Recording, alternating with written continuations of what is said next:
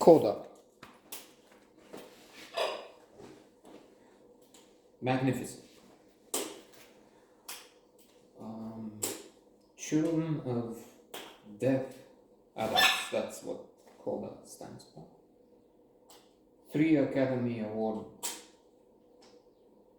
nominations. 1 for Best Picture, another one for script, and for Best Best Actor in a Supporting Role. And indeed, magnificent. Termina. Troy Kotsur, who's there. Fabulous.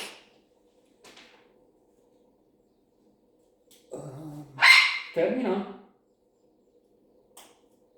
That's not his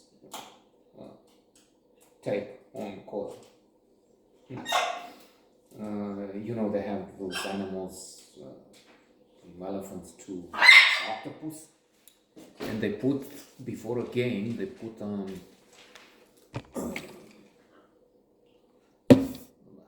special gear, the finals.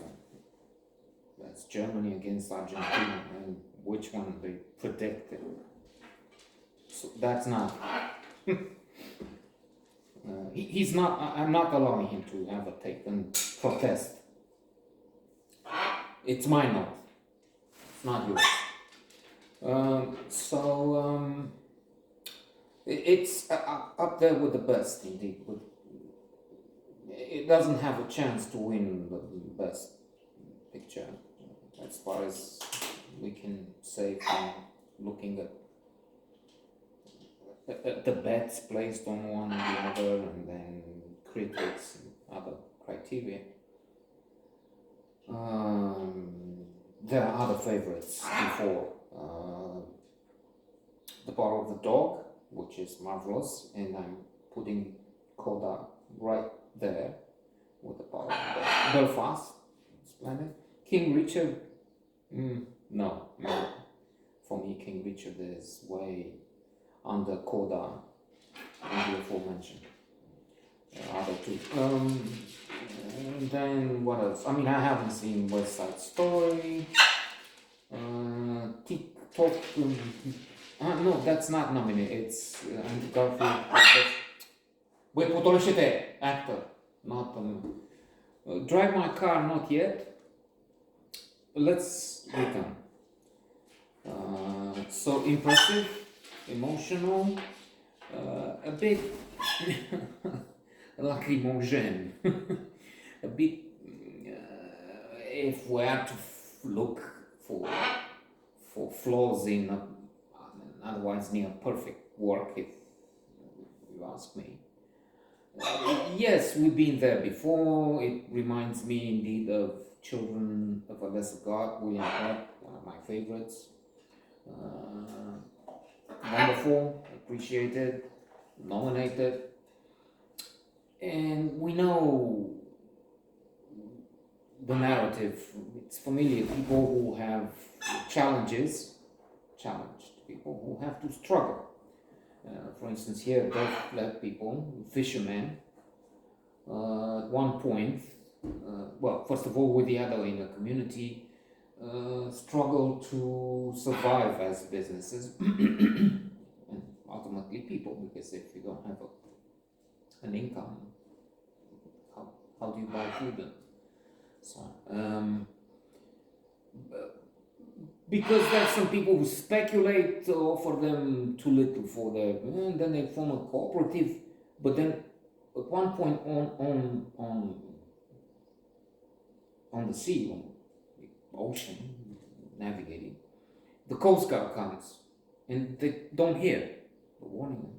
So they're fined, and then they have to appear in court, and they may lose licenses, and so on, and they're told they have to have somebody who hears that. If the Coast Guard, if the signals are sent, so they need somebody who can hear on the boat. Which comes down to our main character, role model, fantastic character, Ruby, and wonderful actress, Olivia Jones. She's the only one in the family who can hear. She's the daughter of Rossi,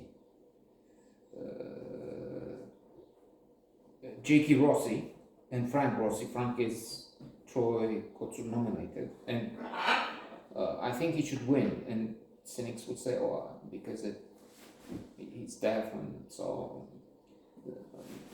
there's this inclusion thing and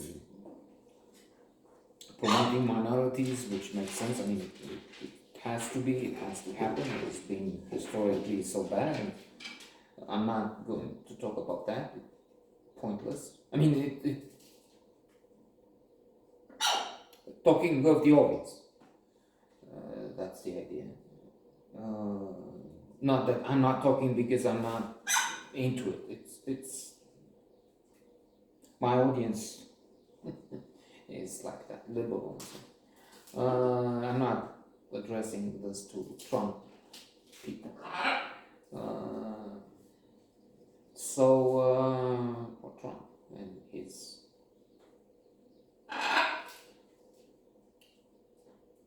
crazies.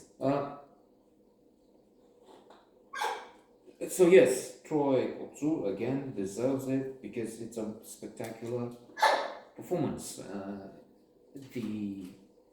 It says somewhere the poetry, the art of signaling, the visage, the face is so expressive.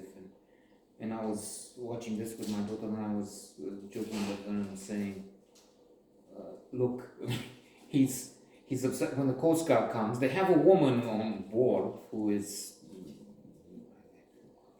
a journalist, I forgot what, but anyway, she's a bit off because she only realizes after a long time that those people come here. So the Coast Guard comes, she hears, she sees, she has no reaction. She could tell them or something.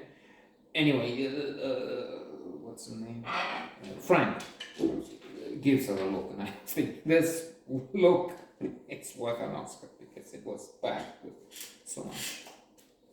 I don't exactly know. It's as I said, including some fury, anger. Why didn't you say something? Why?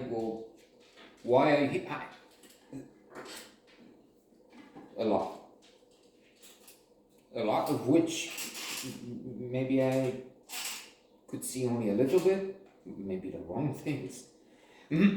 So anyway,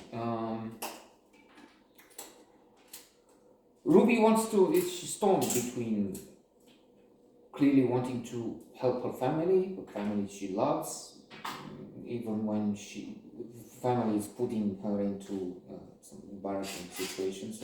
Some of them comical, but some of them we all see them, and then father farts.